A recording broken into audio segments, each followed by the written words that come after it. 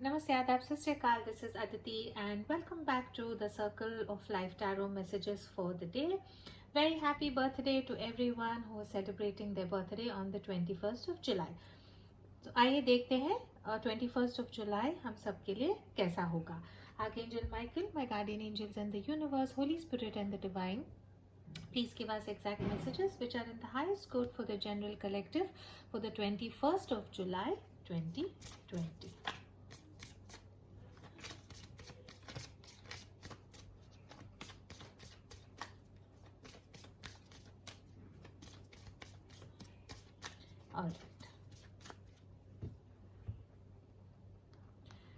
Overall energy जो है 21st of July की वो है द फूल. बहुत अच्छा कार्ड है, बहुत एनर्जी, पॉजिटिव एनर्जी है. इसका यही मतलब है कि कल के दिन आपको कुछ ऐसा स्टार्ट करना चाहिए जो आपका दिल आपको बहुत दिनों से कह रहा था करना है, लेकिन आपको किसी का सपोर्ट नहीं मिल रहा था. अगर आप नया जॉब की खोज में है, घर में आपको कुछ नया स्टार्ट करना है, कुछ कोर्स स्टार्ट करना है, डाइट करनी है, एक्सरसाइज करना है, ऐसी एक कुछ आपकी दिली तमन्ना थी जो आपको करनी थी, लेकिन अब तक शायद आपको वो हिम्मत नहीं मिल पा रही थी बिकॉज आपको लग रहा था कि आपकी फैमिली का, फ्रेंड्स का सपोर्ट नहीं होगा. तो कल का वो दिन 21st ऑफ जुलाई का दिन ऐसा है कि विदाउट एनी फियर, बिना डरे, आपको वो लीप ऑफ फेथ जो बोलते हैं कि बस आपको एक छलांग लेना है. ये भरोसा रखिए कि डिवाइन आपके साथ है. जो आपकी दिली तमन्ना, इच्छा है, उसकी तरफ आप एक कदम लें तो ये काम आपका बिल्कुल पॉजिटिवली सक्सेसफुल होगा. एडवाइस आपको यही है कि इर्द गिर्द जो आपके लोग हैं उनका नहीं सुनना है. आपकी जो इंट्यूशन है, आपका जो गट फीलिंग है, आपको उस पर फोकस करना है और वो आपको करेक्टली गाइड कर रहा है. जो भी चीज़ आपको स्टार्ट करनी है उसके लिए आपको ऑफ कोर्स डिसिप्लिन मैनर में करना होगा ताकि आपको सक्सेस मिले. बिजनेस, करियर एंड फाइनेंस में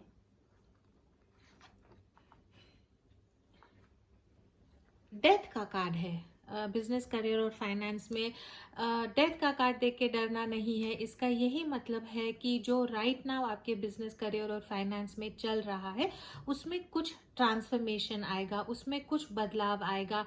मे बी जिस ढंग से आप अब तक काम कर रहे थे वो काम आपका ठीक से हो नहीं रहा था, उसको अगर आपको चेंज करना है तो उसके लिए जो चेंजेस, तब्दीलियां आपको लानी है वो आपको करनी पड़ेंगी.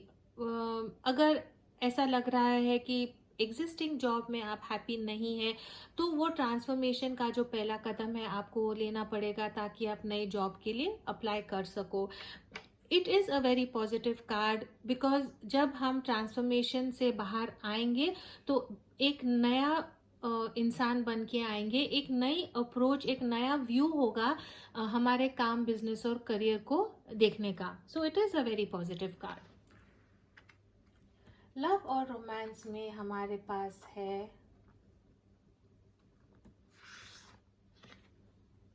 द एम्परर का कार्ड है यहाँ पे.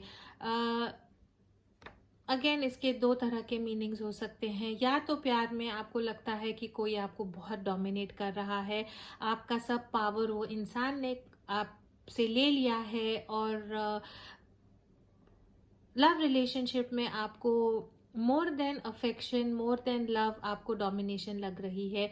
या आपके लाइफ में ऐसा एक, या आप ऐसे इंसान हैं आप ऐसे इंसान हैं जिन्होंने किसी और को इतना डोमिनेट किया है कि वो इंसान बिल्कुल दब गया है. जब ये कार्ड आता है तो इसका यही मतलब है कि जो भी आपका रिलेशनशिप है, मैरिड है, अनमैरिड है, जो भी है, थोड़ा सा रोमांस को लाइफ में लाएं. प्यार मोहब्बत को एक डिसिप्लिन जो है स्कूल की तरह या ऑफिस की तरह ना चलाएं. थोड़ा सा spend some happy time with your loved ones. थोड़ा रिलेशनशिप में मजाक लाए, थोड़ा सा रिलेशनशिप को रिलैक्स मैनर में ले. Time to bring more love into your relationship. थोड़ा प्यार अपने रिलेशनशिप में और लाएं. ठीक है, आज जो है हम मैसेज फॉर द डे जो है फॉर्च्यून रीडिंग कार्ड से देंगे. 2 messages for the general collective. कल के लिए क्या मैसेजेस हैं from the Fortune reading cards. ठीक है.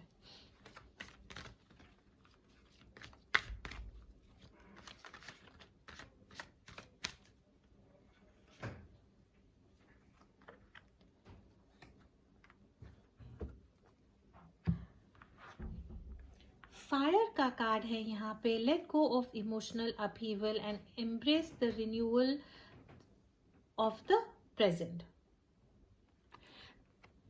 कार्ड का यही मतलब है कि अगर आपके लाइफ में कुछ इमोशनल टेंशन है जिसके कारण आपको बहुत स्ट्रेस हो रहा है, तो ये इमोशंस जो आपको डिस्टर्ब कर रहे हैं उससे बाहर आने के लिए आपको आपका थॉट प्रोसेस चेंज करना पड़ेगा.